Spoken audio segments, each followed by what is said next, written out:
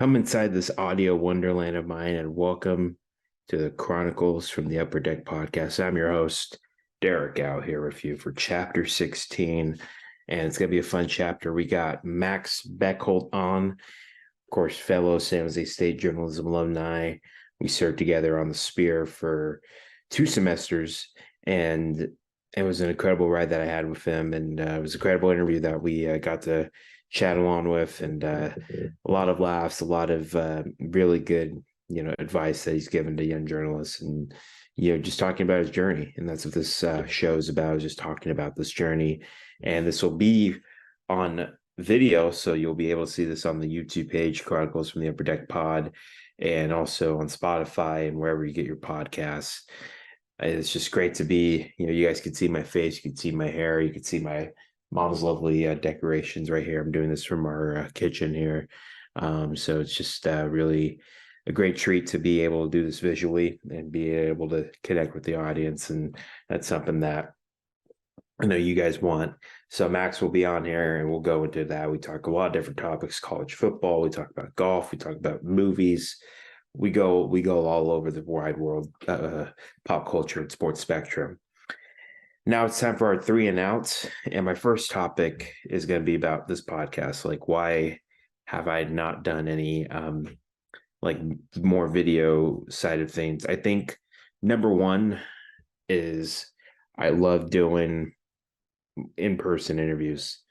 As a journalist, you love doing in-person interviews, and that's my goal, is to do an in-person interview. And I think with technology, especially with a lot of some of my interview subjects who don't live in necessarily the Salinas, Monterey, California area, you tend to just be okay with doing it audio only. And that's where I grew up. It was just loving the radio side of it, loving the DJ side of it.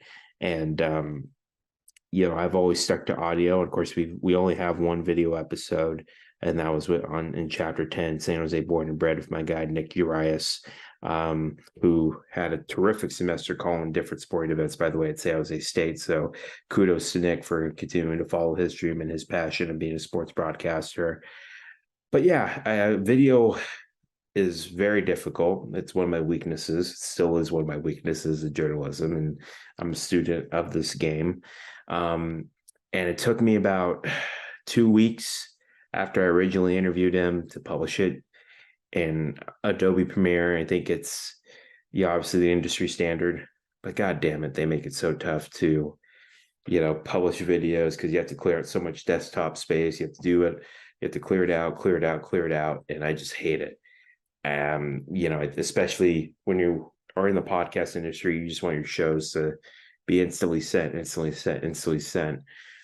that's always difficult, especially with, trying to get unlimited data. And you'll see in the interview with Max, Zoom, my Zoom interviews only lasted, 2 40-minute sessions, which I hate. So I guess I have to, unfortunately, buy the upgrade now where I can get unlimited time, because, me, I love my unlimited time with my interviewees. So, this is my second forte into a video podcast, and I hope to do more of these in the future. Obviously, like I said, it depends on the guests. So that's why you've seen majority of my episodes audio only. And, I kind of prefer it that way. But like I said, we're in a visual world now, and we're in a visual headspace now. So hopefully you enjoy my pretty mug, and you don't turn it off. And like I said, subscribe to the YouTube channel at CFTUD Pod, which has all my one of my broadcasting reels on there already. So it's always fun to be able to do all my videos. And like I said, we're planning to kind of dust off the cobwebs off the YouTube channel for this episode. Another thing I saw, and I'm going to talk more about this with Max, is the Barbieheimer movie. Barbie and Oppenheimer both coming out on the same day. It's such a cultural phenomenon, those 2 movies. I won't spoil it for you, but I did see Barbie last week. Great storyline, and Max and I will go more into this in the interview session that I had with him. But man, it was just on a whim that I happened to see Barbie with my sister and her friends. because we were supposed to go to the Paramore concert last week. Drove all the way up to San Francisco. We were about maybe 10, 15 minutes from, the arena from Chase Center. And I look on my Instagram, it says Paramore canceled half an hour before the doors were supposed to open. I think anytime you go to a concert, that's one of your biggest fears, is that the artist cancels on you when you're in the city and you're driving. And I heard some people waited in line since 8 a.m. for general admission, basically to have standing room only on the floor. So that's always painful, and it always sucks. If Haley Williams or anybody from Paramore sees this, fortunately cannot make the rescheduled date on August 7th. So hopefully you guys continue to do more tours so I could see you. So yeah, it sucked having that canceled, but then our, impromptu backup plan was to go see Barbie. And I think when you go in that mindset, you see the preview, you're like, oh, this is going to be so cheesy. And it was a lot of cheesy jokes, but the storyline of just trying to be a whole human, it's such a beautiful storyline, how the way they kind of shot it. Margot Robbie did a phenomenal job. Ryan Gosling did a phenomenal job. America Ferrera deserves her roses too. It's just a well shot movie. And, I won't, like I said, I won't spoil it for you. But if you happen to see it, and especially for guys out there that, are kind of on the fence of seeing it with their significant others, go see it. It's worth the movie date night. It's worth, dressing in all pink for. It's a phenomenal movie. As for Oppenheimer, I heard a lot of good reviews. It's just trying to find time to see a 3-hour movie. That's the hardest part, is trying to find time to see a 3-hour movie. But like I said, we'll see what happens. Secondly, I don't know what to call this platform. I don't know what to call Twitter anymore. Is it X? Is it Triple X? Is it Elon messing it up? As you know, Twitter has been transformed into X now. It's still twitter.com. I know the AP style book said something on we're going to call this X now. And, as journalists, you live by the AP style book, but I'm still going to call it Twitter. I'm not going to call it the X Corp or whatever Elon Musk in his fantasy land wants me to call it, the X-Men, the X United, whatever. DX, Degeneration X. He's just blowing up Twitter, and in the negative way too. And I'm going to make a prediction, and hopefully down the line you'll be able to see this, but I'd say by the end of this decade, Twitter will be no more. It's going to become the new MySpace. I think, when you're so money driven and power hungry like Elon is, you're not really, are you doing it for the greater good of society, or are you just doing it to have fun and to be a little kid messing around with an adult's job? And it's kind of unfortunate. I think Twitter's become kind of a nuance per se, getting rid of the blue check marks, all this, all that. I know there's been talks of him and Mark Zuckerberg fighting in an octagon, which I think the world wants to see, because a lot of people hate Mark Zuckerberg. A lot of people like Mark Zuckerberg. A lot of people like Elon Musk. A lot of people hate Elon Musk. And Mark Zuckerberg trains in jiu-jitsu, so I really want to see that go down. And, I think that would be a pay-per-view event worth seeing, the billionaires going at it in the octagon. How about that? So I just had to give my thoughts. And, on the show, you're going to still hear me say, follow me on Twitter, follow this person on Twitter. You're not going to hear me say, follow this person at x.com or whatever Elon's, whatever's going on in Elon's crazy brain of his. So you'll still hear me say, follow us on Twitter, for sure. And then lastly, of course, we had the Open Championship this past weekend. Brian Harman methodically took down Royal Liverpool for his first major win, his first win in 6 years. I think nobody saw him winning, and he just had a unbelievable week, and it only takes one perfect week to become transition from a journeyman to a major champion. And that's what he's going to be known as a major champion for the rest of his life. And like I said, it was just an unbelievable tournament. I do get people saying, oh, this was a dud, and we didn't get the superstars winning. But I think that's what golf is. It's built on the underdog. Will people remember this Open 50 years down the line? Probably not. But I think, when you get winners like Brian Harman, and we got a winner at the U.S. Open like a Wyndham Clark, it just shows how wide open the sport is. And, I think it's just really insane to say then, oh, Brian Harman, this was a dud, when really he just dominated the course, withstood every punch thrown at him from John Rahm, withstood every charge of the leaderboard by Rory McIlroy, by Tommy Fleetwood, who was the hometown favorite, Sepp Straka in that mix too. But Brian Harman withstood them all and just methodically took down Hoylake. And give kudos to him. What an unbelievable week he had. Moves up to 10th in the world now. Surely locks himself in the Ryder Cup in Rome. So what an unbelievable finish that was. And then, that's about it. We're going to go right into the interview portion. Coming up next is my interview with Max Bechtoldt. You're listening and watching the Chronicles from the Upper Deck podcast. Stay tuned.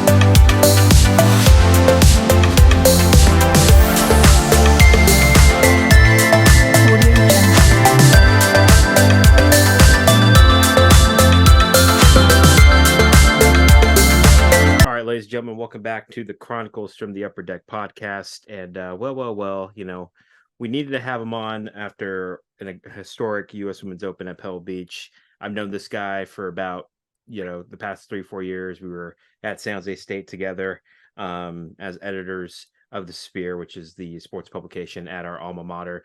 Ladies and gentlemen, Matt from Madison, Wisconsin. He went to San Jose, California. Now he's in Arizona. It's Max Bechtoldt. Max, what's up, man? What's going on, Derrick? Great to be here. Got my San Jose State mug right here, so had to come prepared for the occasion. I appreciate that, and thank you for doing this again, man. And like I said, I was on your platform a couple weeks back with the U.S. Women's Open. We'll get into that, but we always start off the show with a couple of icebreakers. So you ready, man? Let's do it. All right, so.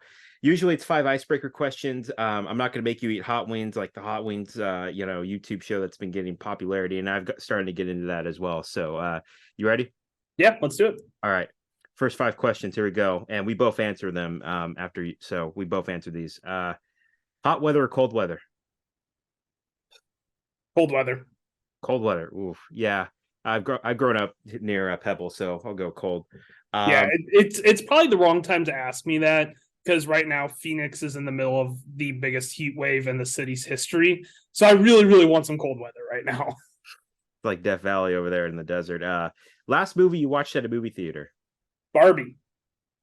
Okay, yeah. I was not supposed to see Barbie, and Paramore canceled. I was supposed to see Paramore last weekend in San Francisco. They canceled, and then my sister and her friends were like, "What do you want to do?" Like, let's just go see Barbie. And I was utterly surprised on how much I liked it. I don't know why. I thought, you're gonna get some cheesy jokes, but I'm not gonna spoil it for anybody. But I really loved how the movie was shot, and Greta Gerwig and Margot Robbie's one of my celebrity crushes. So she did a phenomenal job, and also shout out to Simu Liu as well.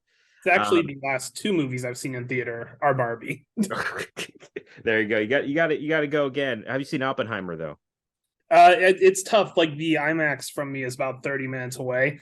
So you gotta, get 4 hours out of your schedule to go do it. And so I'm hoping to see it next week. Yeah, especially with that AC coming in. Last round of your life at a golf course, and I chose 3 because I mentioned on your show these 3 courses are what professional golfers want to win, and where amateurs like us want to play.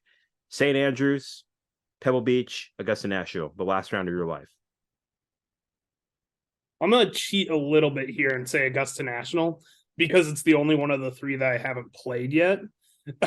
So if you're giving me the option to play one of those 3 courses, I'll probably take Augusta National. I love the Old Course and Pebble Beach, though. So those are my top 2 courses, as you would expect, that I've ever played. So it's a tough one. Yeah. I played Pebble. We're in the Pebble Club. I've always wanted to go to St. Andrews. I got denied for Masters tickets for the fourth straight year. Thank you, Augusta National. Um, I'll go St. Andrews. You know what? I'll go St. Andrews just because I feel like that's where all the legends, when you play your final open, you want to play it there. Yeah, St. Andrews is incredible. Like it lives up to the hype. So Yeah. it's tough not picking it. And college football's around the corner, man. Camp Randall Stadium, SEFQ Stadium, or Sun Devil Stadium. Which game would you want to see? Or which stadium that you would go see a game in? It's Camp Randall. No offense to Sefhu. You know, the scene is just different. Like you can't even really compare the two. Sun Devil, I think the atmosphere is going to get a lot better there with Dillingham as a new coach. But for right now, it's Camp Randall. Yeah, considering I've only been to one of those. I've driven by Sun Devil Stadium. I still need to make it up to Wisconsin. I need to fly on that private jet of yours, man. So yeah, I guess SEFQ. I'll be the SEFQ. I think this might be the toughest question of the interview. And we're not even asking about how you grew up and stuff like that. The event that you want to attend the most, the Academy Awards or the Masters tournament? The Academy Awards. And the only reason I say that over the Masters, obviously I'd love to see Augusta National, as we've already established. I don't really enjoy watching golf on property because you can't see everything. Mm-hmm. You can only see one of the holes at a time. Mm-hmm. So I don't think it's the optimal experience for watching golf. So I'll put the Academy Awards. Yeah, when I first heard that, I'm like, what are you thinking? But yeah, I think that's even a tough one for me because the Oscars is one day, so you can just get in, get out. You know what I mean? See all your favorite stars.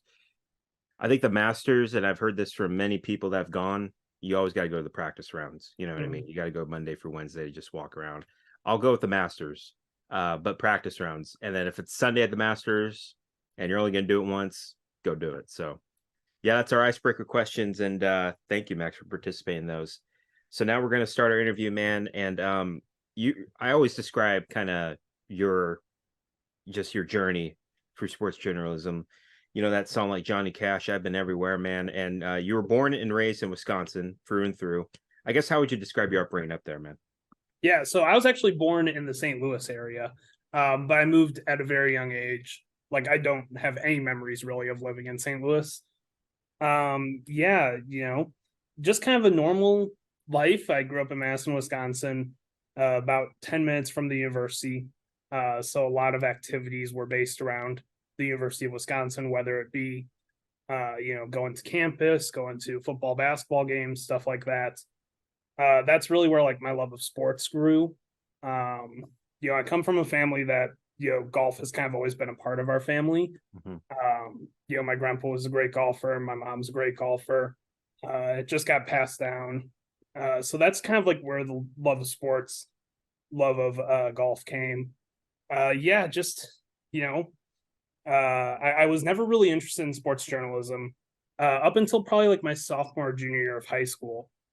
Because I didn't care for writing at the time. Like that was like one of my least favorite subjects in high school. Yeah. And then I just kind of decided like I want to do something different. Like, I was always asked like, what do you want to do? And I was always like generic, like, oh, go to business school or something. And I just eventually decided that's not really what I cared to do. And so, I started looking into different options. At that point, I knew I wasn't going to be a professional athlete. Mm-hmm. Like you got to train a little earlier than your freshman or sophomore year of high school to do that. So I just decided to like, hey, let's see if I can kind of pursue this, go to a journalism school and try to focus on sports a little bit. I grew up as an avid ESPN watcher, I think as a lot of people did. And, I was just kind of like, I kind of want to do that. So that's kind of like where it started, journalism. Yeah. And I know you mentioned, your family got you involved in sports. Did you play any team sports growing up, or did you mainly stick to golf? Or how was the sports scene up there for you in Wisconsin? Yeah, I played basically all growing up. I played basketball, flag football that turned into touch football that turned into tackle football. I played basketball through my freshman year of high school. Same with football. Played golf all the way through high school. Those were really the main sports I stuck to. I played Little League for a few years. Wasn't a huge fan of it. Baseball's just like not like I enjoy watching baseball. I just don't really enjoy playing it that much. Mm-hmm. I played volleyball briefly for a couple of years. That was a lot of fun. So I kind of dipped my toe into a lot, but golf was really the only sport that really stuck. Yeah. And, like you mentioned, you want, like my family, I'm kind of the only one in my family to get involved in this, in the journalism and sports journalism. And I'm sure you are as well. Was there something like a story that stood out to you that made you want to get involved? And then who were some of your mentors growing up? Who did you idolize? Like anybody like on TV, radio, writing wise? So I would say it's not necessarily a story, but it was a show. And I think knowing that you're around the same age as I am, I think you'll appreciate this, is the original Sports Nation crew with Colin Cowherd and Michelle Beadle. That show was so foundational for me. I got home every day from school and watched that. I had it recording, like that was appointment television. That was I get home from school, do my homework, watch Sports Nation. So like that was like the big thing. That was like the thing that I always like kind of globbed onto. Other than that, like Dave Pash is somebody who I think is an incredible broadcaster. Yeah. And he's actually from Madison, Wisconsin. Mm-hmm. So that was like kind of always a cool connection there for me. Those were really the two kind of growing up that I really looked toward was Sports Nation and then Dave Pash. And then just became like reading a lot. Like I can't even like point to like a single writer. I know a lot of people have their favorite writers. Like, I really enjoyed Mia Kimes' work. But it's just reading a lot and finding different things in different stories. Yeah. And I like how you mentioned Mina Kimes. By the way, congratulations to Mina. She's having her first kid. And we saw the SBs, and she's one of my favorite, national writers who can just dive into anything. And, I like how you mentioned that you just grew up reading, you grew up reading a lot of articles, a lot of different writing styles, and you just try to make it into your own. And I guess my next question would be, what kind of led you to go to sports journalism, or excuse me, did you have any like a backup plan in case sports journalism went south, in case you weren't able to try and form your way throughout a career? I'm sorry, I think you froze for a second there. Can you just repeat that? Yeah, it's all good. This is an amateur video production, ladies and gentlemen. Did you have a backup plan in case sports journalism went south for you? I wouldn't say I had like an immediate backup plan. There was other things that I really loved and cared about. Like I got a minor in film studies. And so I guess there was some stuff there, but once I really decided that that's what I wanted to do, I was kind of singularly focused on it. I'm somebody who really, really has trouble working on something that they don't care about. Yeah. And so like that's always been my thing is I'm like, I want to do sports journalism because I like sports. I care about sports. I enjoy sports. Like that's just kind of where I'm at right now. So that was just kind of always the plan. Mm-hmm. And I guess, growing up, you growing up in Wisconsin, what made you want to go all the way south to Tempe, Arizona to go to Arizona State? Well, my grandparents, have had a house here for 20 some years, I think. So spring breaks were always to Arizona.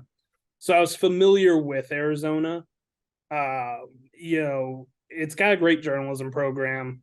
It's got, at the time, I don't know if it's still true, but they had the only actual degree in sports journalism that you could get in the country. Yeah.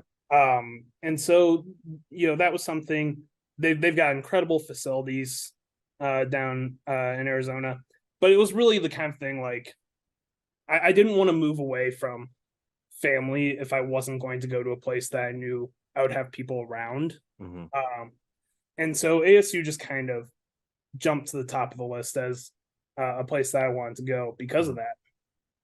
Yeah, sorry, Max. You had something else to say? But there's obviously huge downsides to that also where, hey, you can't just drive home for the weekend. Yeah, for sure. You got to really plan around if you're going back home. Yeah. Which was tough. So, that was the one downside, but, I always had people out here. If my parents came out, they had a place to stay, stuff like that. And did you ever get homesick, in moving from Wisconsin and then to California and then back to, like going from Wisconsin, Arizona to California? Did you ever get like homesick or anything like that? Because I know, like you mentioned, it was important to have family around you, especially when you were starting your undergrad career at ASU. I get homesick to this day of Madison. I've lived mostly away from there for the last 6 years or so. I the first semester was pretty tough, but I got used to ASU pretty quickly. Got a good, small but tight knit group of friends, and that kind of eased that up. And obviously, like my parents visiting was easier than it was for a lot of people's because, like I said, they had places to stay. Right. California was tough. Like I'm not gonna lie, like especially my first few months there, we were still in heavy lockdown. It was still virtual classes. I didn't really know anybody there. And so I would say like I spent, like a lot of the world at that time, 95% of my time in my apartment. And so that was really tough. And that was a big reason why I came back to Arizona, was to kind of get halfway back to a home feeling. I love the Bay Area. I went to San Jose State for a reason because I love San Jose. But I just found that it's a great place for me to visit, and I enjoy visiting there. It's not really a place that I really want to live. Yeah. So, like I said, I still feel to this day there are weeks where I was like, oh, I just wish like I was visiting home, this week. But you get used to it. Mm-hmm. And do you have any favorite moments when you went to ASU? A lot. I mean, I would say like the big thing, like a very foundational thing for me was, we had a radio show on the student radio station. Me and a couple friends did.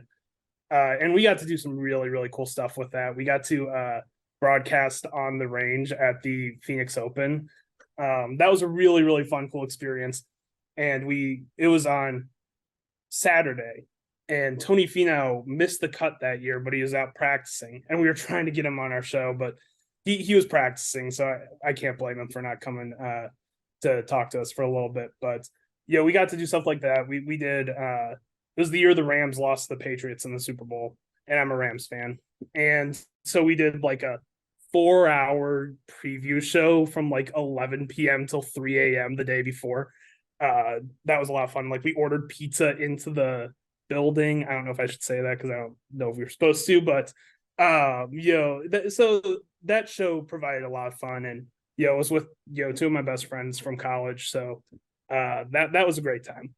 Yeah, and I swear, folks, I'm gonna stand up here. I didn't plan on wearing this, but I wish it said Super Bowl champs. Hopefully that this year's the year with like 5-string quarterbacks that we have on our team. But all good. I thought I'd just show that and just get that out of the way before we continue the rest of this interview. And we're gonna ask you more about your taste in sports teams, man, because you got some later down in the interview. But I guess just what led you to want to come to San Jose State? Like I mentioned, you went to ASU, which is arguably, kind of in the top 3 of journalism schools with Northwestern, Syracuse. What made you want to come to SJSU? Yeah, so I had visited San Jose a few times. I had been there when I played Pebble Beach the first time. We started our trip in San Jose. Then Wisconsin played in the NCAA tournament in San Jose one year, lost to Oregon in the first round, but I went to that game because it was kind of convenient. It was out on this coast. Yep. And I just really like the town. I really like the city. I like the surrounding areas. Like that's what I really found is like my favorite part of San Jose is like not right downtown, but like when you get out to like Cupertino and stuff like that. Like I just like driving around there. But yeah, so then I came and visited. I really like the Bay Area. Like I said, I visited there and Cal. And San Jose State just felt like the right vibe to me. And you might have to help me with his name, but at the time he was like one of the top people at the he's from Madison actually, and went to ASU.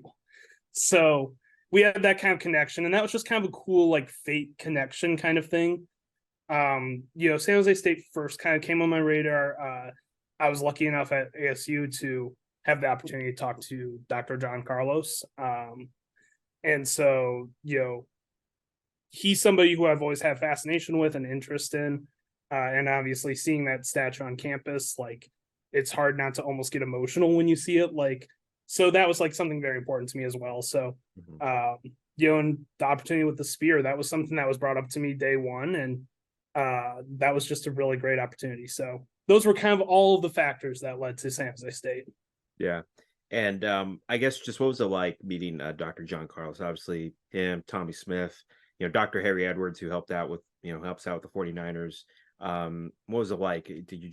Were you nervous at all, man? Or because I know they're just such icons, not only in sport, but also in the civil rights movement. I was incredibly nervous, but he's incredibly disarming. Yeah. Like he's just a regular great guy who immediately you feel comfortable around. And it was actually in Mexico City that I met him, that, you know, somehow we got the opportunity to go to this thing. It was like me and 5 or 6 other students. And yeah, like it was the first time he'd been back in the stadium since that day. And that's part of what was disarming too, is like seeing how emotional he got being back there. So yeah, I mean, the nerves were huge. Luckily we met him in advance a little bit. We met him the day before, so we could kind of get that out of the way. And the next day, you know, we interviewed him, took some video, took some pictures and stuff. I think I still have stories up on the site from it. And yeah, no, it was just a really cool experience. Like we were in Mexico City for like 40 hours and probably worked like 30 of them, but it was a great time. Wow, that's an amazing. That's probably one of the better stories I've heard on our show. Is just when you meet an icon like that, and then especially you go into Mexico City, where obviously he won the gold medal, and that powerful moment, and that's embolized on our statue there at on our campus. It's just really awesome, man. And I guess just my next question. I know you and me kind of intertwined at the Spear, and we'll go more over that later, but how tough was it going to graduate school, considering when you had the pandemic and, like you mentioned before, it was just, you're kind of isolated. I mean, you see all these faces on the screen, but you're just kind of isolated. How tough was that? It was really tough, especially the first semester. The first semester I was still in Madison, so I was working on a 2-hour time difference, and classes for graduate schools are at night because people work throughout the day. So like p.m. And I'm not a night owl at all. So like the classes would go from like 9 till 10:45, and I was just so done by the end of them. But I really enjoyed the classes, which was a good thing. I really enjoyed my professors, which was a good thing. A lot of the professors in the master's program are just incredible people.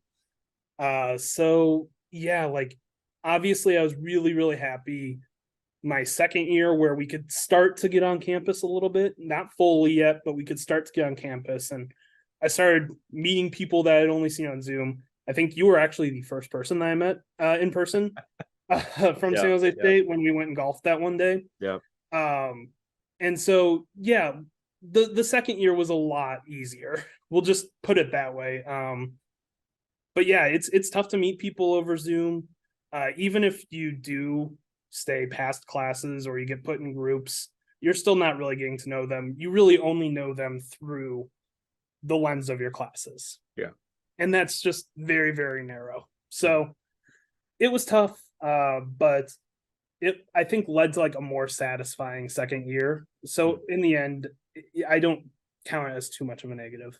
Yeah. And that's something that I think, and you and me both are kind of, postgraduate life now. And, is that you miss that connection with people just around you. I mean, that's what I miss about like San Jose State the most. It's just like within 10-15 minutes, I got my crew. You're part of my crew, but I got my friends that I can just talk to, and you just meet at campus like in 15 minutes. So that's something that I miss for sure. And I definitely, I remember just playing golf those 9 holes at what was it, Prune Ridge in San Jose, Cupertino? I believe so. Yeah. So it was a fun experience. We got to do it 18 holes again, man. We got to. Yeah, favorite memories at SJSU. Ooh, favorite memories at SJSU. That's a tough one. I think it was such a pain at times, but the master's project was something that's really fulfilling. We did me and the two other people in my group did a 30-minute documentary about DACA.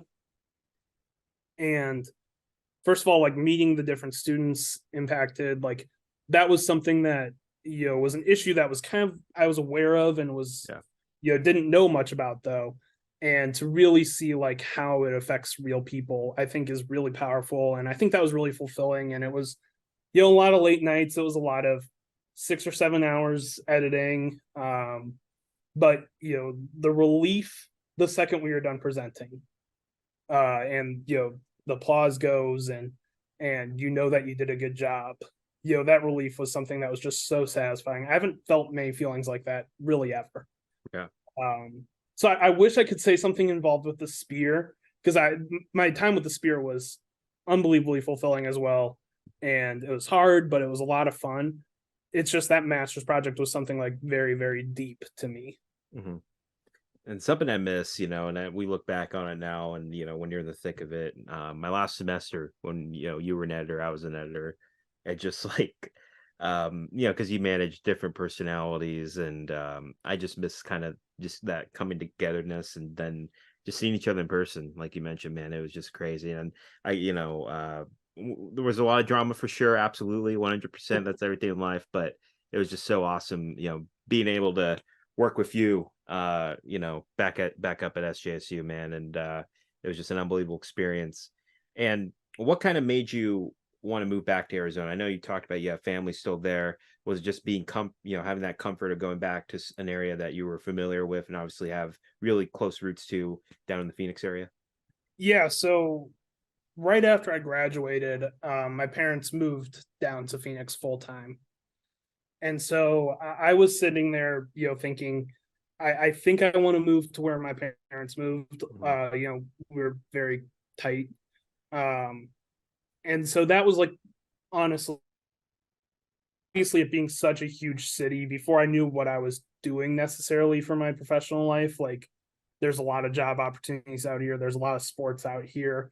Like there's just a few factors that really led to it. There was some thought that I might want to move back to Madison. It's just Phoenix was the more practical option for now. Not saying that I wouldn't like to move back to Wisconsin at some point, but for now, this was the best option. Yeah. And this was a question that, I wanted to ask you, just because you're such a, awesome supporter of the LGBTQ plus community, as well as I am. There's been recent controversies around Pride nights and Pride events. Of course, we had, Dodger Stadium had one back in May, I believe.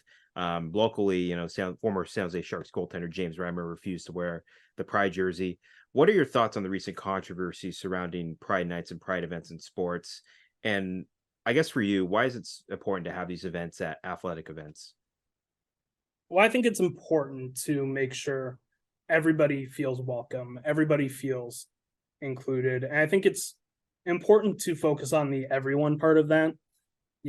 Just because it's Pride night doesn't mean that it's not straight night too. I think that I'm not personally a fan of players refusing to wear the jerseys. I've actually kind of come to the belief that we should have Pride nights. I've come to the belief that maybe the uniform should be left alone, that they shouldn't include the rainbow design, just because I do think it just causes more problems, and a lot of times overshadows the rest of the event. Mm-hmm. So while and it depends on the response too. I mean, there's some where I say, okay, I get it. And there's some where it's like, okay. It's really a case by case basis with that. But my overall opinion is that Pride nights are important, and it's a gauge of the sport too. Obviously, the WNBA has a little bit of an easier time having Pride nights than something like the MLB or NHL. Right. So it depends on the sport. It depends on the case. But I do think they're important. I do think it's important to make everybody feel welcome and know that everybody is supported. Yeah, especially and some of these players have said religious beliefs, which 100%. If that's your belief, that's your belief. But I always I told another friend this and when the James Reimer situation popped up, it's just like I would definitely want people to be involved and be inclusive for all, for sure.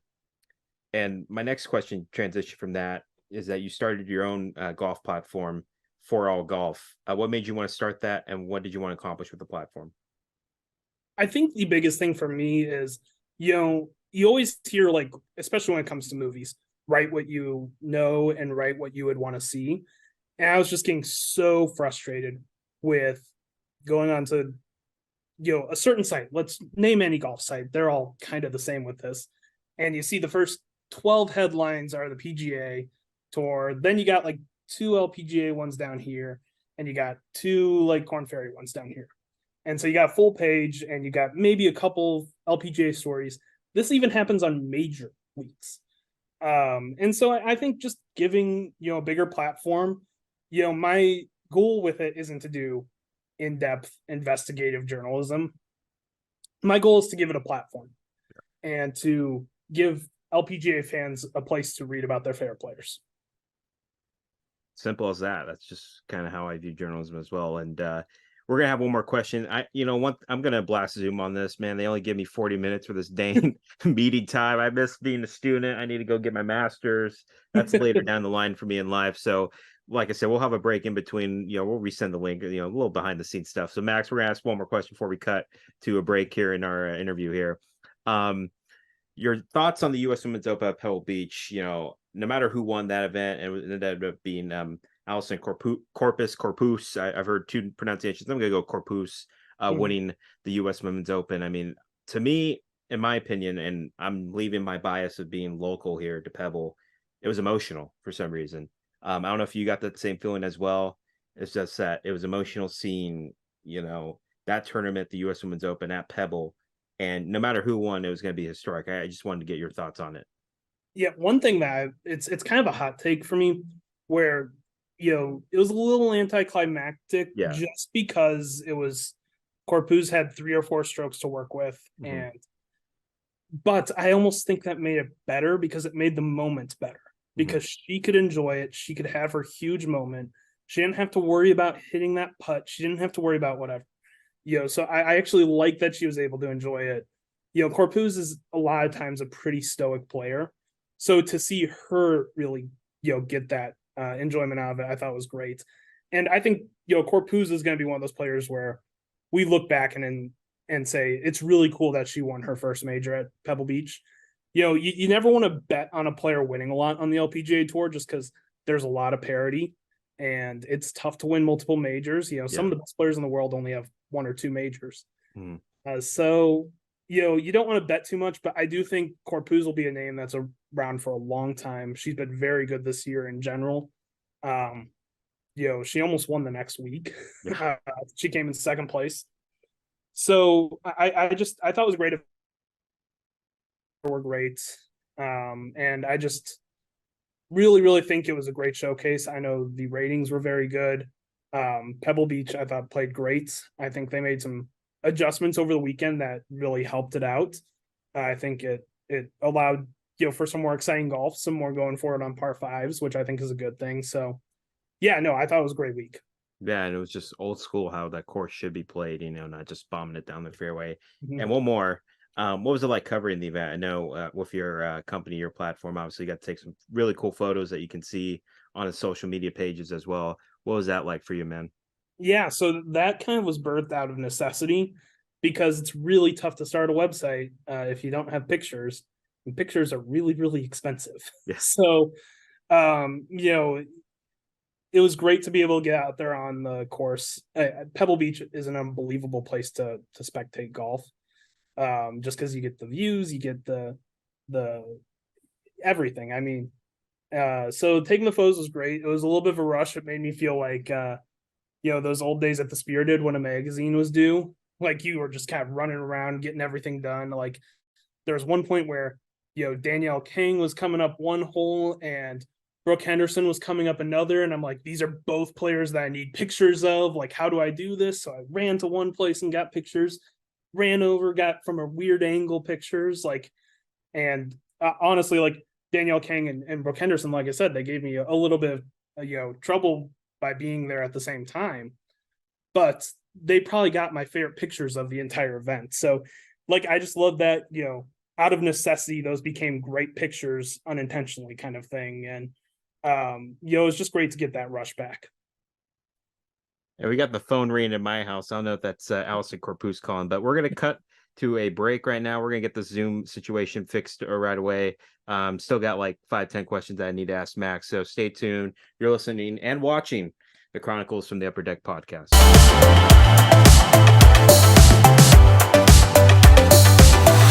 Welcome back to the Chronicles from the Upper Deck podcast. I'm here with my guest, Maxwell Bechtoldt, and we talked about women's golf, and we knew we were going to get more questions about women's golf because my man, and I think all of us want to see the LPGA Tour just continue to grow and grow and grow.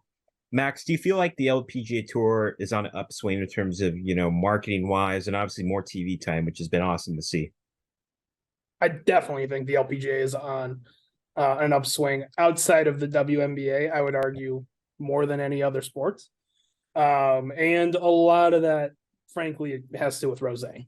Rose Zhang seems to be the crossover mainstream superstar that the LPGA has kind of been looking for. I mean, it's gotten stars that golf fans know. Like, even if you're not an LPGA fan, Brooke Henderson, Lydia Ko, Nelly Korda. But I think Rose Zhang has the opportunity to kind of be like Tiger Woods was. I'm not comparing her to Tiger Woods, of course. Like, I hate when people compare people to Tiger Woods. I just mean like impact. I think where you are going to see some more TV time, you are going to see bigger crowds out there following her. Like, I do think that's a big part of it. But also, like we're saying with TV time, I believe the LPGA is just coming off a streak of their longest, amount of weeks on network TV. I think they're on CBS like 5 weeks in a row or something. So just stuff like that, that'll get more eyeballs on it than if it's on Golf Channel. So yes, I absolutely think it's on an upswing. And I think we're getting a lot of good young American stars coming up. You think of people like Corpuz and Lilia Vu, in addition to Rose Zhang. So I do think the LPGA is looking like it's in a good place. Yeah, and for sure. And one thing that was pretty cool to see was I saw Condoleezza Rice out there, former Secretary of State, who, of course, teaches at Stanford. Saw Robin Rivera out here, of course, Seaside native, Washington Commanders coach. They got a new ownership group. So it was just really cool to see, just so many people come out and support not only the U.S. Women's Open, but also, just women's golf in general. And how do you feel like women's golf can grow? And I know we saw the Life From set out there, which was awesome to see, because I think that, it's great to see them get equal coverage as men. How do you think this women's golf can grow, man? More TV time. I mean, I think there's solutions to it. I think going to a Wednesday to Saturday schedule is maybe something that is an intriguing possibility. So you have your final rounds on Saturdays, and your final round takes kind of priority over the third round of other events. Like, I think that's an interesting thing that could happen. Like, it's just there has to be a way to get more TV time than 2 hours in the afternoon. I would say if you double it on average, that would probably be about right. That's still a lot less than the PGA Tour gets, but it's enough. They've done a better job this year. Last year, I don't know if you remember, the KPMG Women's PGA Championship was on like 3 hours a day, a major.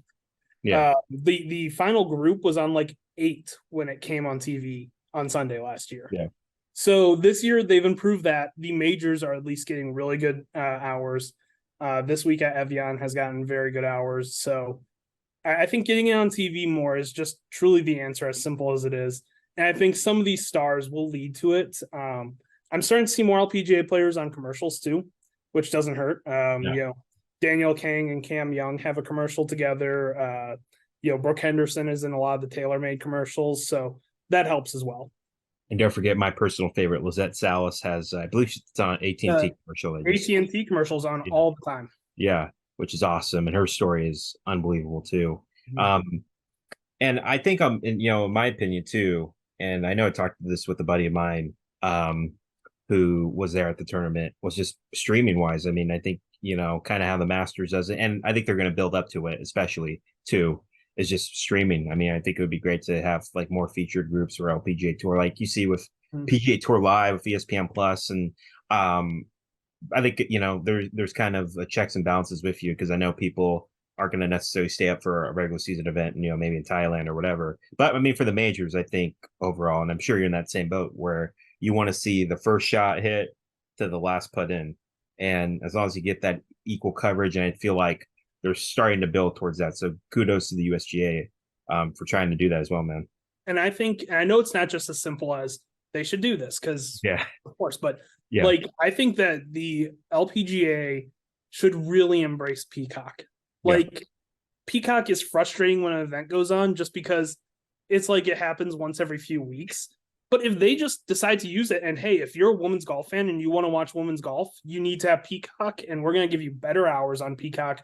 We're going to give you possibly like look-ins at a morning wave and an afternoon wave. Like, I think that they should really, really embrace using it a little bit more. As kind of silly as it sounds, I think if you have 3 hours of coverage on Golf Channel per se, but like 2 hours on Peacock ahead of it, I think that's something that they could really use. And how can golf continue to be an inclusive game? I mean, obviously affordability is a huge part of just golf in general. And it is to a certain extent, it isn't to a certain extent, because really not many sports are cheap at this point, especially if you want to play at a high level. But I think country clubs obviously aren't the way to start, but I think country clubs can really work on being a better, more welcoming environment for everyone. I think they're getting better. It depends on obviously where you go, but I think that's a big thing is making golf feel like it's for everybody. Because even still, sometimes while it's getting better, you go out there and it doesn't really feel like it is. So and usually it's like one incident or something can turn somebody off from a sport forever. Right. So I think it's just everybody needs to chip in, everybody needs to do their part. And golf saw a huge boom in the pandemic. Mm-hmm. And I think that's the way to really continue that momentum, is just by making it not feel stuffy, making it not feel like it's 65-year-old white men run it kind of thing. Yeah. Which, I think I'm starting to get less of that impression now than when when you and me started playing, in the junior golf scene, from our respective areas too, is that, it's getting more and more younger. And then that the people that run the golf organizations, whether it's PGA of America, PGA Tour, they're starting to get a little younger. And I think you're going to start to see more diversity, I think, within our lifetime. So I think it's heading in the right direction. Of course, there's always going to be speed bumps no matter what, but I think I'm just happy to see more junior golf programs get established for sure. I hate to ask this because, we're talking, we've been talking about the LPGA Tour growing the game. Obviously, we've been talking about the historic U.S. Women's Open. We got the Evian Championship, or is it I don't even know how to pronounce the first company name in front of the Evian. I just say the Evian Championship. Yeah, I just say the Evian. But I have to get your thoughts, man, on what's been taking place.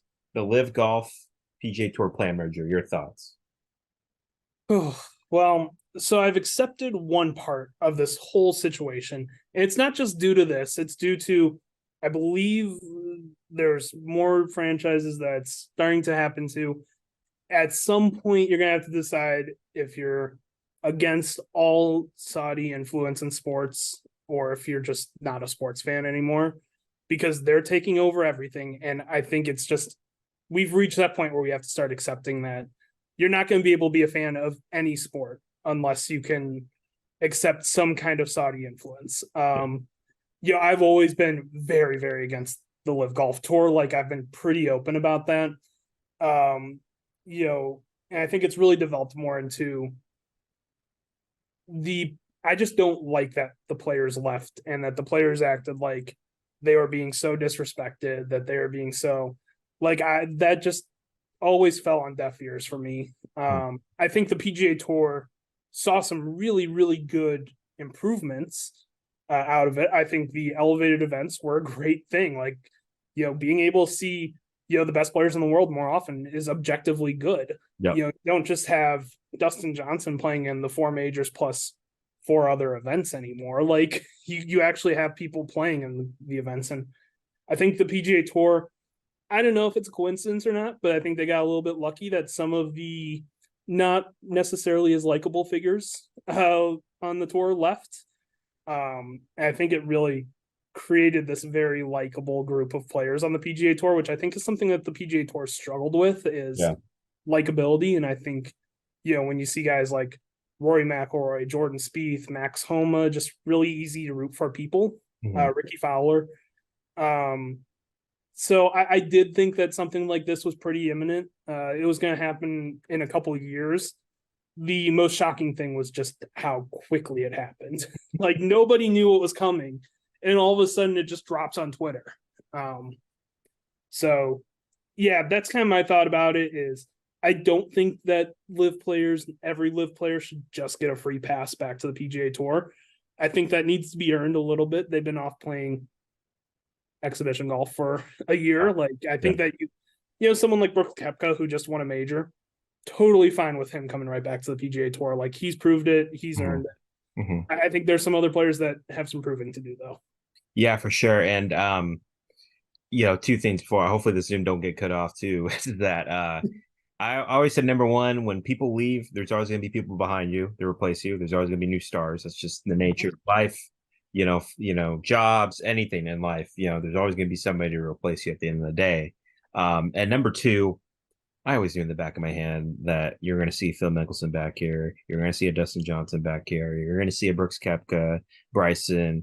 There's just so much money involved that you cannot just combine the tours. And I think my proposal is, and I'm not sure if you have it too, is that I feel like the live golf events will get absorbed in the PGA Tour schedule, and that you're going to see these events maybe in the fall, in the silly season, you know what I mean? A little exhibition golf here and there. That's just my opinion. And I think you're going to see all these guys come back, kumbaya, hold hands, will there still be emotions? Yeah, for sure. Absolutely. But I think, like I said, Benjamin Franklin's talking, and like I said, there's just so much money to be made, and you're going to get a lot of the bigger stars coming back. So that's just me. I do like the event of what live is right now, the form being an off-season thing, because I've been of the personal opinion with both tours that an off season could be useful. Almost every other sport has an off season except for golf. So I think that having that as kind of like maybe you have late February to early October schedule, and then late October, November, December, January is kind of where the live events lie. And my next question, we're going to pivot away from golf a little bit. Hopefully no Saudi influence goes into the movies right now, because I know you're a huge movie buff. And obviously we're dealing with the, the writer's strike and actor strike. And I'm just going to say this right now: pay the actors, pay the writers. They deserve to get paid. What got you into being such a movie aficionado? And do you have a favorite movie? So the thing that got me into it so much, it's actually kind of a roundabout way in a lot of different ways. My freshman year of college, tough living elsewhere. And I discovered the movie section of YouTube. And I got really into some of the personalities there, got really into some of their shows that they had, and I wanted to see the movies to follow what they were talking about. It's truly that recent. And that year I decided, all these things are talking about the Academy Awards. I'd watched the Academy Awards in the past and tried to see like a few of the Best Picture nominees, but that year I was like, I'm really going to go for it. I'm really going to try to watch the Best Picture nominees. It was the year that Spotlight won, but I think like Mad Max Fury Road was nominated that year, The Martian, The Big Short, stuff like that. And it's just kind of grown since then, to me just trying to see as many movies as I can. And I love the Academy Awards. Like, I think the process behind the Academy Awards is just fascinating. Like, the campaigning and the voting and all that stuff, and the predicting of it. So, that's really what got me into it. Was first YouTube, then the Academy Awards, then that just kind of filtered to movies. I want to give a little shout out to Dan Merle, best person on movie YouTube. Everybody check him out. He does great work. Anyway, my favorite movie, my stock answer for a while has been Ed Wood, directed by Tim Burton in 1994. Great little biopic about one of the worst filmmakers of all time. I think it's just that movie is pure love of movies. And I think it's just so pure and fun to watch. The answer that I kind of give now, I think is Ari Aster's Midsummer. I loved Midsummer. A lot of people were very disgusted by it. A lot of people hated it. But I love that movie. Very distinct memory of seeing that in the theater for the first time. I watch it every October. So those would be the two that I would put up there. Oof, I got to catch up on that.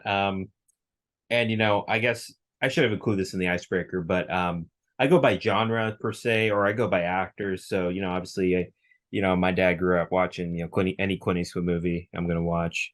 Tom Cruise, just for the pure insanity of his stunts. I'll go watch. Obviously, Marvel, DC, since I grew up in the comic book world, reading those comic books. Comedy, there's always those favorites that I watch like at midnight, and Max knows I'm a night owl, so Rush Hour, any Rush Hour movie, any Austin Powers movie. Movies are something that you can just go, watch maybe for an hour and a half, and just flip through it there. And that leads to my next question. Who is an actor, past or present, that you want to meet and why? I'm going to stretch this a little bit because he's technically acted in his own movies. He's a director, but he's acted in some of them. And my answer is Spike Lee. I think Spike Lee is the most interesting and fascinating writer-director of his generation. I love a lot of his movies, and the ones that I don't love, I'm still interested in and still fascinated by. Whenever somebody does the "who are 4 people you'd love to have dinner with" question, Spike Lee is always one of my answers. Yeah. Just always want to pick his brain. I'm always very interested in what he has to say, what's on his mind. His movie just a couple years ago, Da 5 Bloods, one of my favorites of the last 10 years. Obviously Do the Right Thing, Malcolm X, incredible films. Spike Lee is definitely the answer that I would give to that, because he has acted. So I stretched it a little bit, but man, that Spike, get on the show, man. We'll have Max back on second time. Come on, Spike. I'll go with the past. I'll go with an actor and director, if that's fine with you. Heck, I even host a show here. Denzel Washington, who's legend. I can run down for you his list of movies. Legend in his own right. Just want to pick his brain. Tyler Perry, because of the amazing work he does. Besides him being one of the most funniest people on planet Earth, but just the amazing work that he does in his community, building his own studio. By the way, really underrated actor too. Tyler Perry's a really, really good actor. If you see him in serious roles. Yeah. I mean, I don't have my best Medea impersonation in there, so sorry about that, Tyler. But Tyler Perry. And on the director side, since he's from Northern California, and obviously, every time I watch Black Panther and the second one, which was absolutely outstanding, Ryan Coogler, who does great movies. Just want to pick his brain, growing up in Oakland, and what kind of made him want to go in the cinema industry. So Ryan, if you're watching, man, I know hopefully you get back to work, make some beautiful creative things on the screen, man. Love to have you on the show. I hope he goes small again. What was that? I hope he goes small again. Yeah. I think the Black Panther movies have been a little exhausting for him. If and they would be for anybody with the tragic real life circumstances. Yeah. But the interviews in this last press tour, he just seems like he wants to just do something he's passionate about, do something smaller. So I really hope he is given the opportunity to do that. Yeah. Plus that emotional. I hope people have seen the second one, because I'm not one to give spoilers here. Besides my sports teams, obviously. So, but I hope with that emotional roller coaster that movie was, and it was really powerful. I would love to see maybe a smaller project here. I know he was a producer for Steph Curry's documentary on Apple TV Plus. So he's just a terrific director. But I gotta end this part right here before we get into our Q&A and our funnier questions to wrap up the interview. Describe your taste in sports teams, man, because I just don't get it. You're a Rams fan, you're a Cardinals fan, you're a Blues fan, you're a Cavs fan.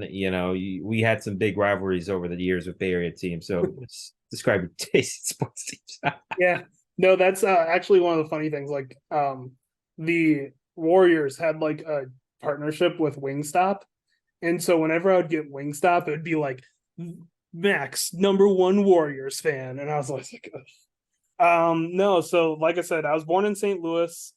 My dad's family's from St. Louis, so that takes care of the Cardinals and Blues. Obviously, Rams are a little bit more complicated with that, but they were in St. Louis throughout my life, and I was just like, well, I like the year they moved. I was like, we'll see how it goes.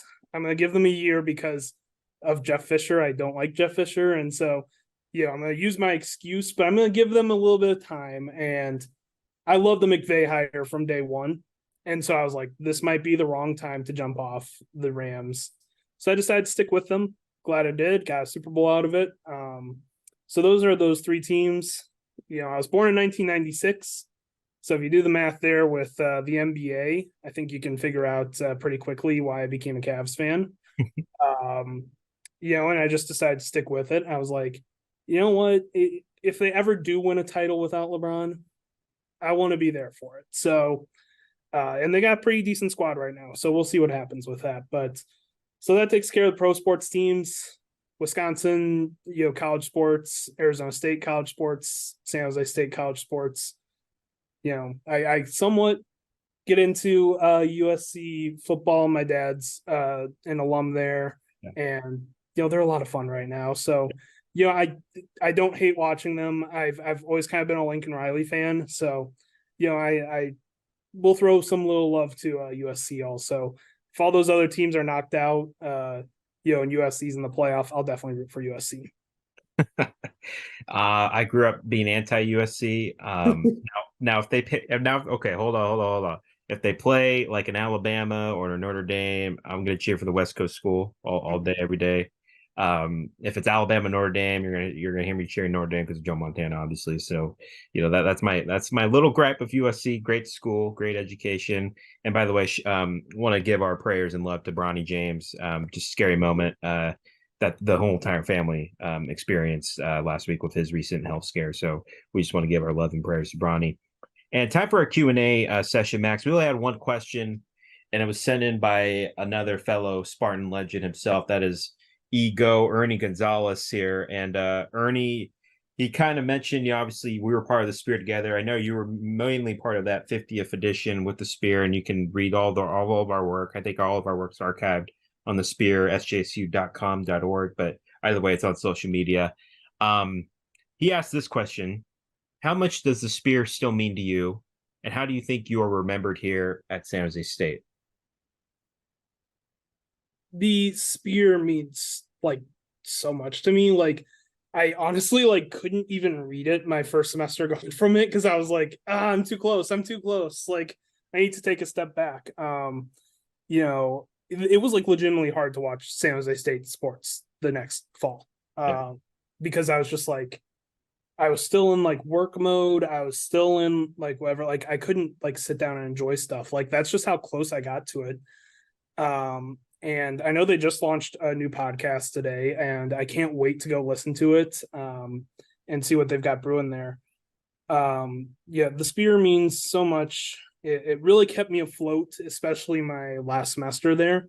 It was a lot of hard work, but it was always great with Ernie getting into meetings a few hours early, coming down to campus, going and seeing him in the camera room, and just talking for a while, talking about the Spear, setting up lesson plans, editing stories together. Like, those are a lot of like great memories for me from SJSU. How I hope I'm remembered.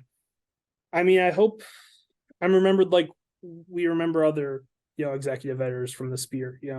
I think everybody brings their own flavor and their own point of view to it. And, there's a lot of people that I heard about that I've still never met, which I hope to at some point. But I hope that people say, hey, that story was really great, and Max pitched it, or hey, you remember that 50th anniversary magazine, like how great that was. And Ernie and I both, I think, pulled all-nighters the night before that was released, and still haven't gone through and read it because it's out there now, it's printed. I don't want to catch anything now that I didn't catch at the time, though I do think it's pretty airtight. I think we exhaust a lot of energy there. So yeah, no, that's just my overall feel from it. And I hope that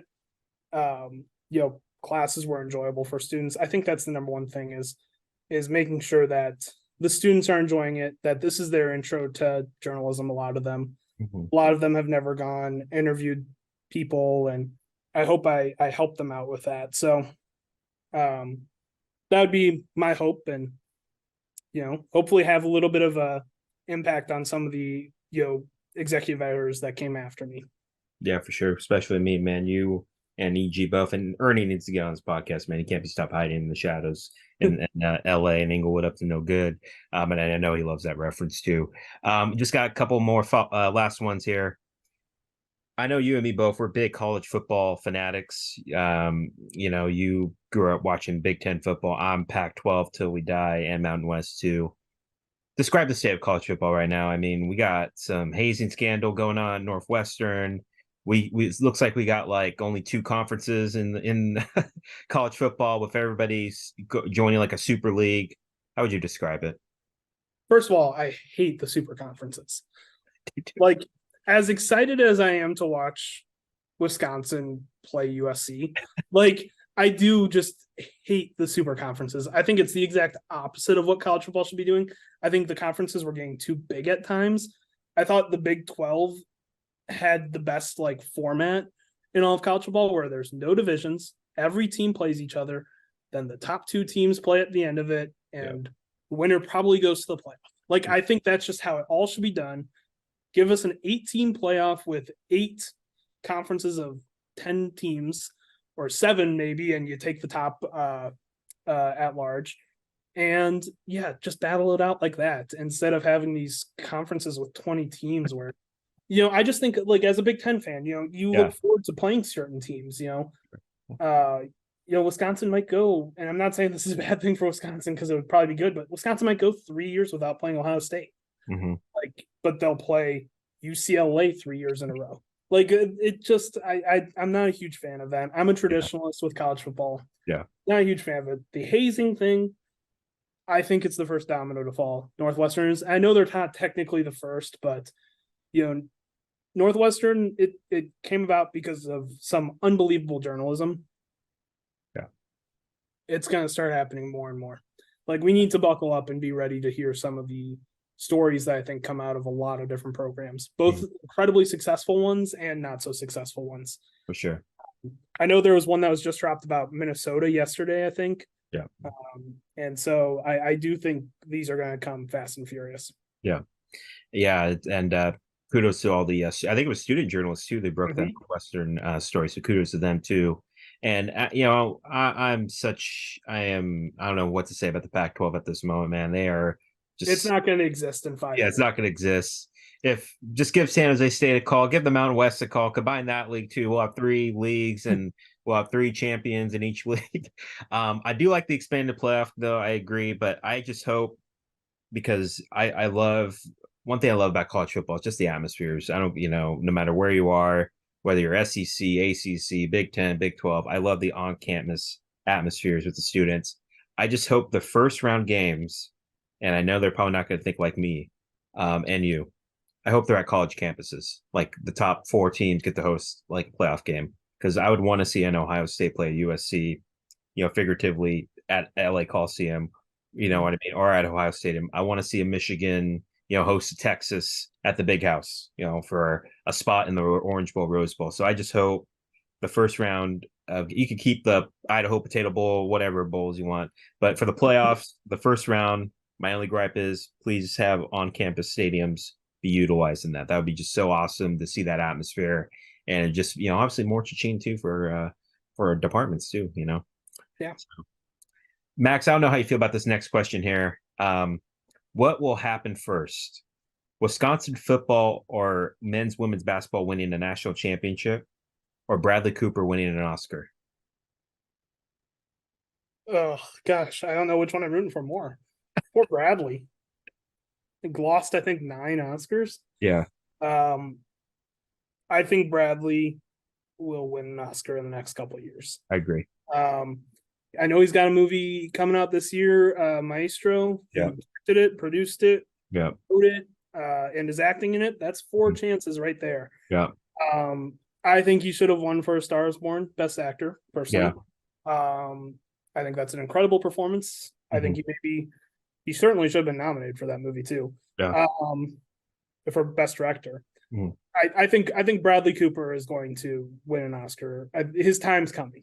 Yeah, I agree with you. He's one of my favorite actors, and he's probably in that conversation of guys that I want to meet and guys that I want to interview too. He just seems like a very down to earth guy, and I grew up watching him in the Hanover, and to see him kind of go from that niche role to basically being one of the highest paid actors, and it's just it's incredible. And some news just came out about him actually that just kind of adds to that.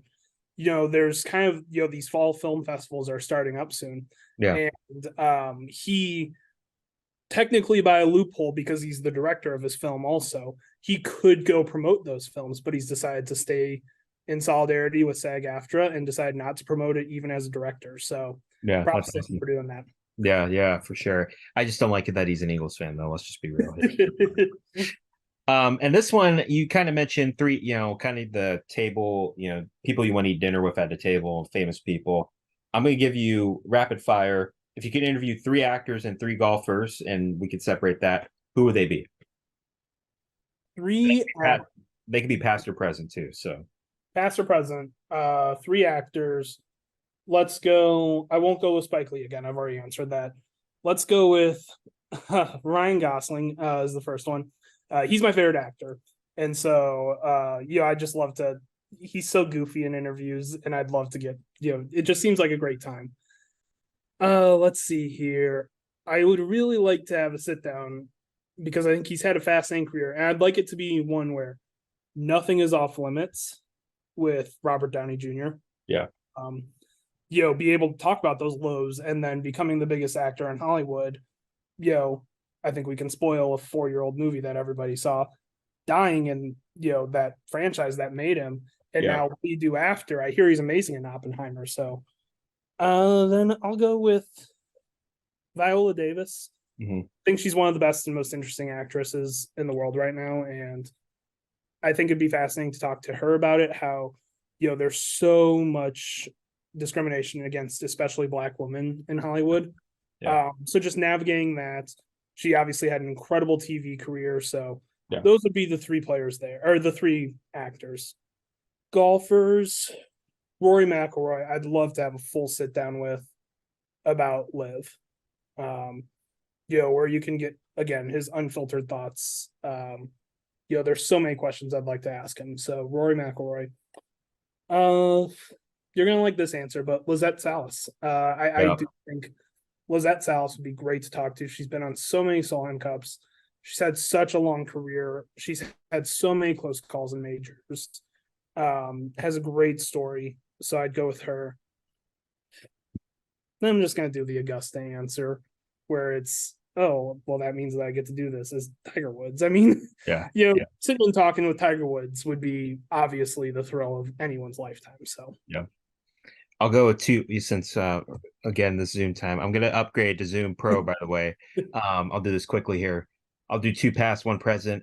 Bruce Lee, obviously what he's meant to the Asian American community.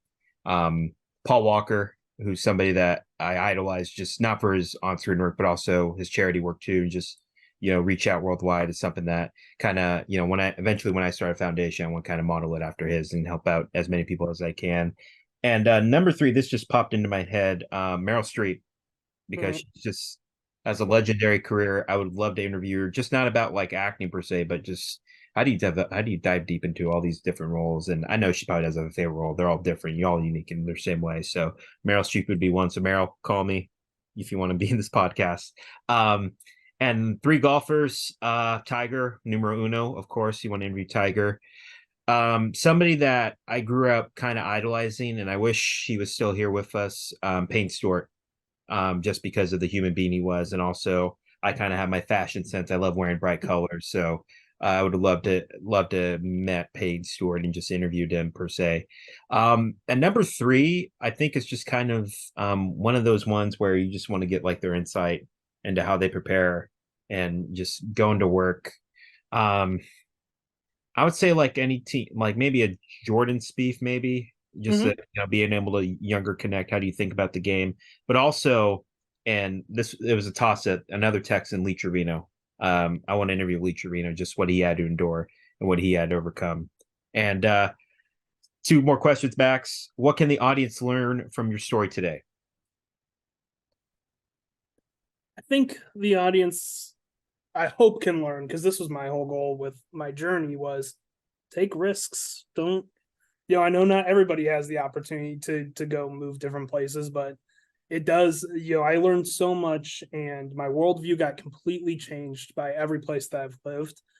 And I think that's just like one of my big takeaways from, my life so far is how much, I've changed as a person with every place that I've been.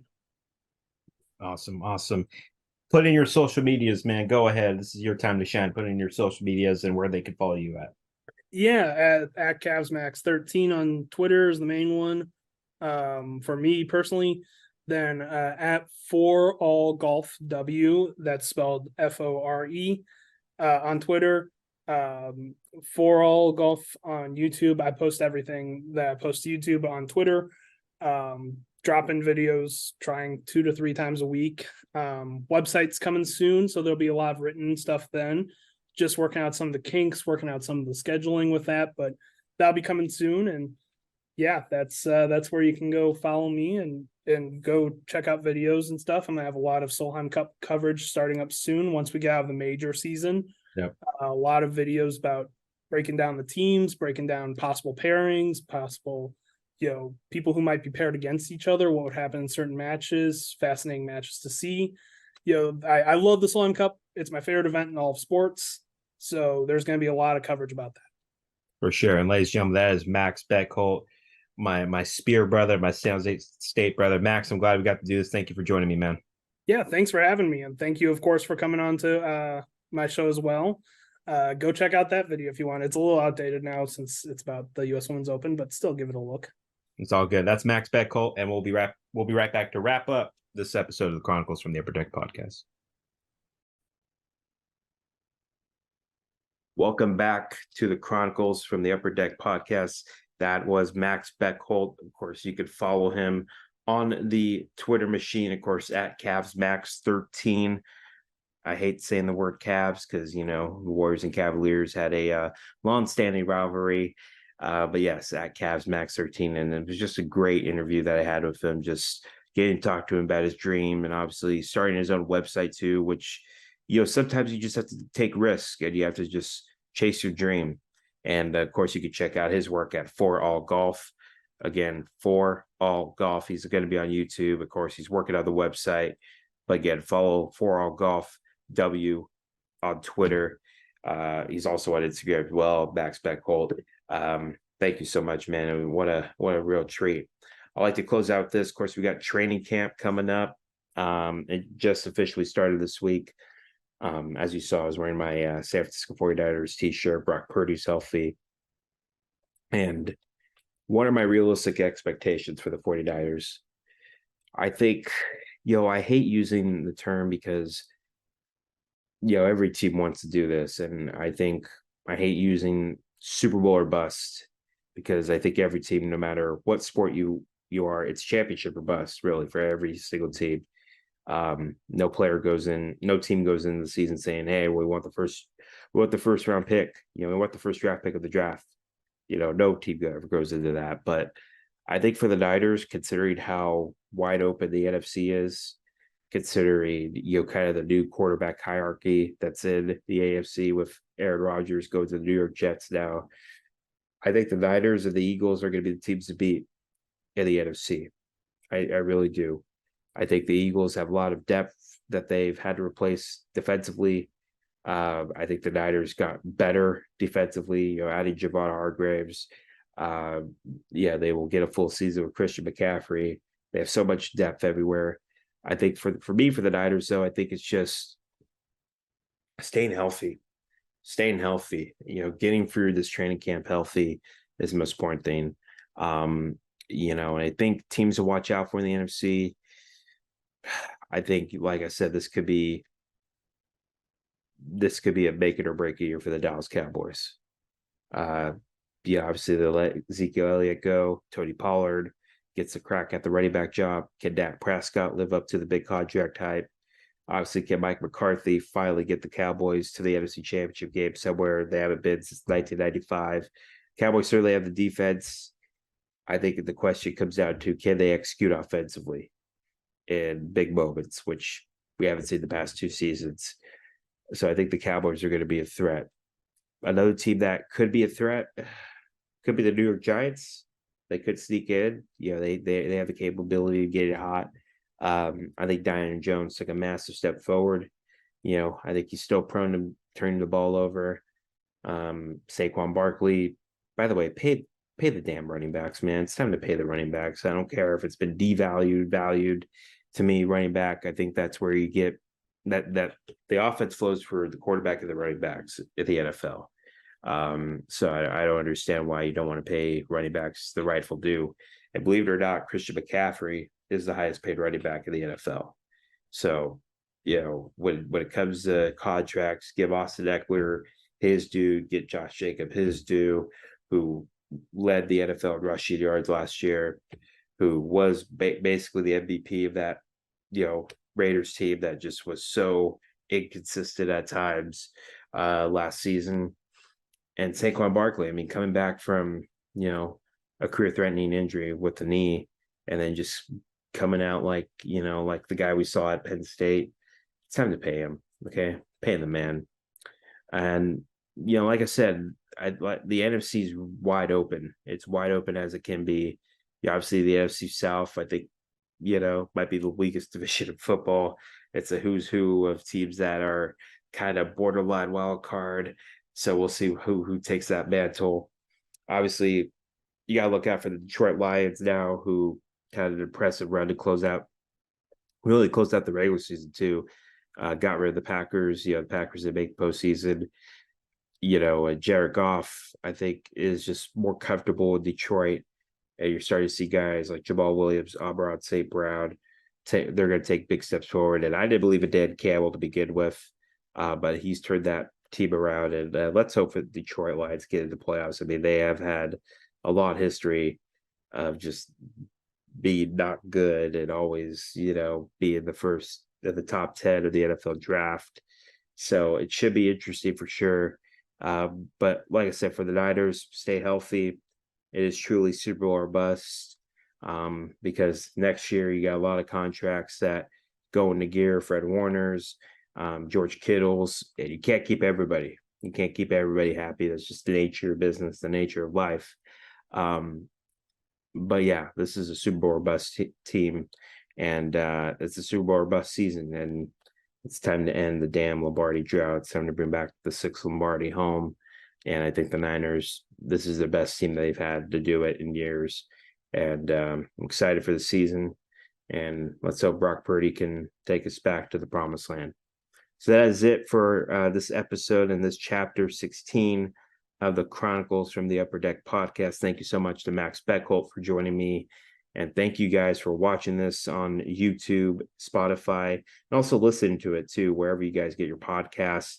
Hopefully you're continuing to enjoy your summer vacations. Of course, we got school around the corner. Hopefully you're all staying safe and healthy no matter where you're at on planet Earth. And you can now leave this audio wonderland of mine. Continue to spread love, everybody.